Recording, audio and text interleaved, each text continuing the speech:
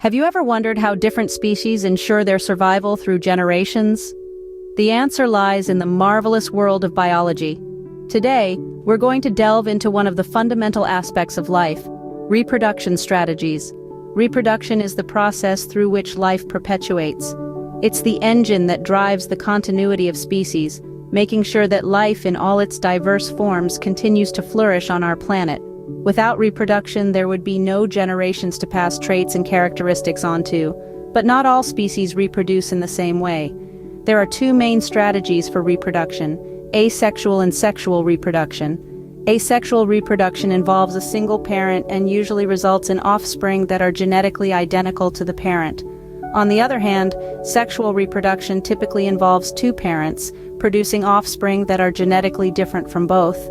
Dive in with me to understand these fascinating survival strategies nature has devised. Let's explore the intricate details of these two strategies in the upcoming scenes. Imagine being able to create a copy of yourself without needing anyone else. That's asexual reproduction.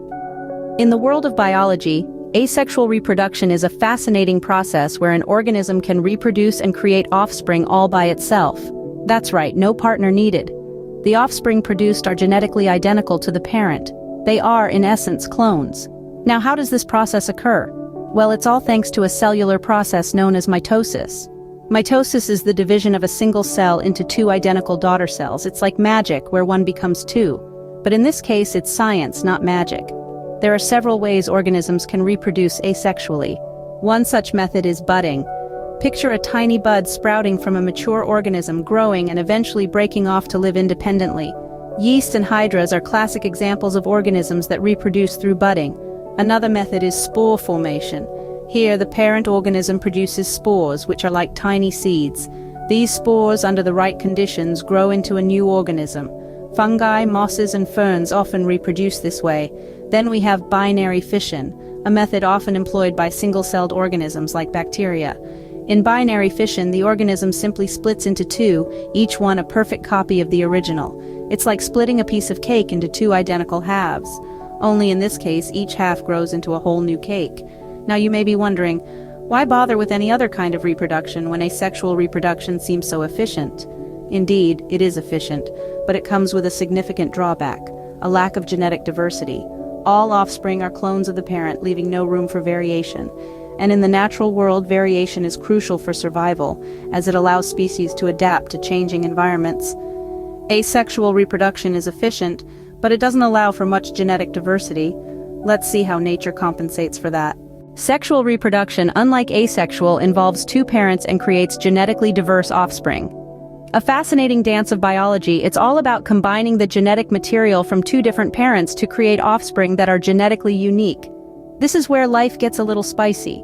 Let's dip into the world of sexual reproduction and unravel its intricacies. The process starts with meiosis, a type of cell division that results in 4 daughter cells, each with half the number of chromosomes of the parent cell.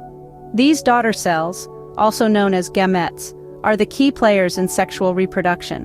In humans, these gametes are the sperm and egg cells. These gametes meet in a process known as fertilization. Picture it like a grand ballroom dance where the sperm and egg unite in a beautiful waltz, culminating in the creation of a zygote. This zygote contains a complete set of chromosomes, half from each parent, and begins to develop into a new individual. But why go through all this trouble? Well, it's all for something incredibly important: genetic diversity.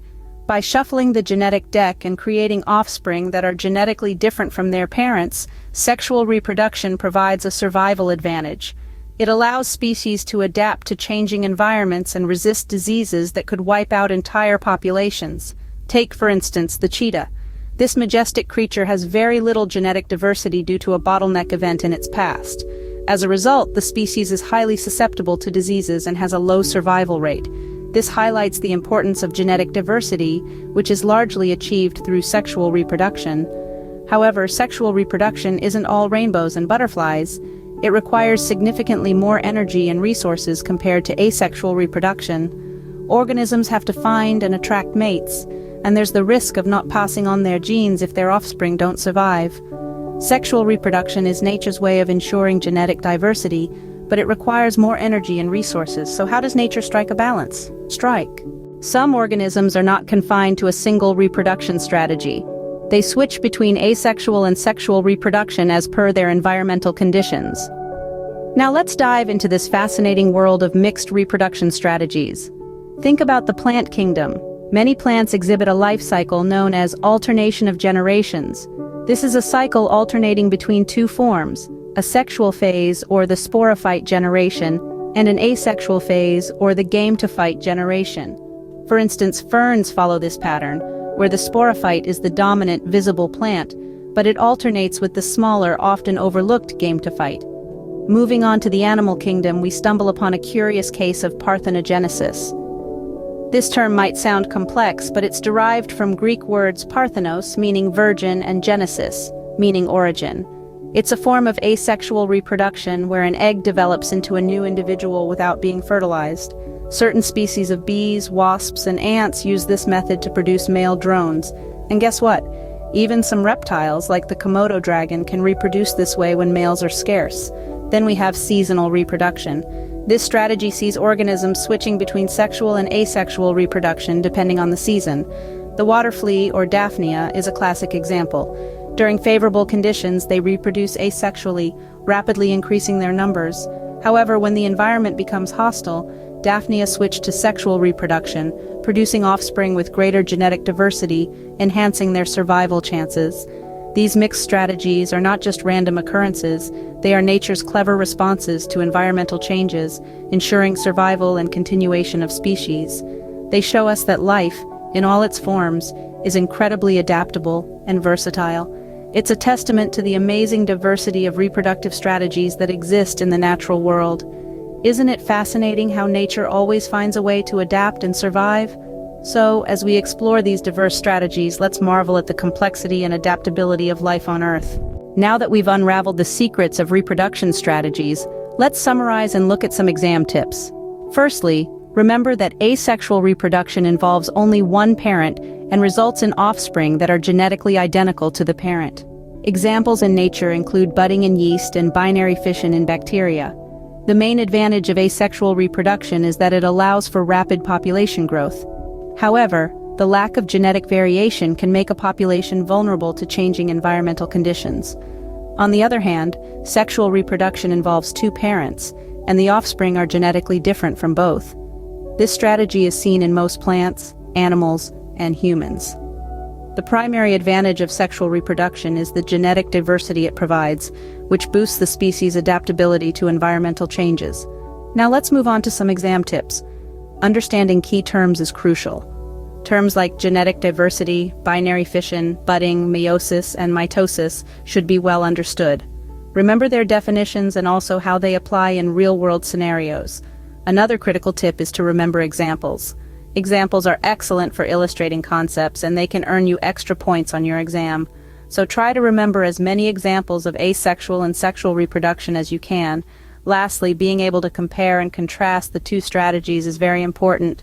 Understand the advantages and disadvantages of each and how they affect species survival and adaptation. Remember to practice answering questions. This will not only help you understand the topic better, but also help you manage your time during the exam. Practice makes perfect, after all. In conclusion, understanding reproduction strategies is not just about memorizing facts. It's about understanding the why and how of life.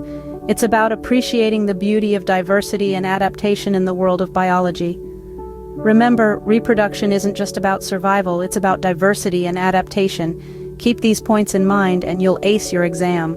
Let's discuss some possible questions you might encounter in your exams. Picture this. You're asked to compare and contrast asexual and sexual reproduction. Or perhaps you're presented with a scenario involving an organism with a mixed reproduction strategy, and you're tasked to analyze its advantages and disadvantages. Maybe you need to define key terms like binary fission, meiosis, or fertilization. Remember, understanding these terms and concepts isn't just about memorization, it's about grasping how they fit into the grand scheme of life's diverse reproduction strategies. Now let's envision another question. Explain how environmental factors can influence an organism's choice of reproduction strategy. This question pushes you to connect biology to the world around us. It's these connections that make biology so fascinating. With this knowledge, you're ready to tackle any question about reproduction strategies. Keep studying, keep exploring, and remember, biology is the story of life itself.